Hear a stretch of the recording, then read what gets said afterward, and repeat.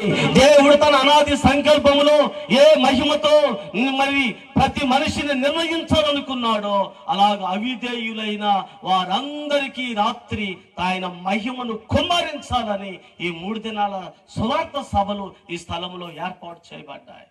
దేవుని బిడ్డల బైబిల్ గ్రంథంలో మనం గమనిస్తే, ఆదిలో మనం గమనిస్తే మొట్టమొదటి వ్యక్తి ఎవరంటే ఆదాము. ఆదామును దేవుడు ఎందుకు సృష్టించుకున్నాడు, ఎందుకు ఏర్పాటు చేసుకున్నాడు అంటే ఆదాము ఖచ్చితంగా నా మాటకు లోబడతాడు, నేను చెప్పిన మాటకు ఖచ్చితంగా లోబడతాడు. లోబడిన ఈ వ్యక్తి ద్వారా రాబోతున్న సంతతిని, రాబోతున్న ప్రజానికాన్ని ఆదాము ద్వారా ఆదామును ఆశీర్వదించి ఆదాము సంతతిని నీతిమంతుల సంతతిగా చూడాలనుకున్నాడు దేవుడు.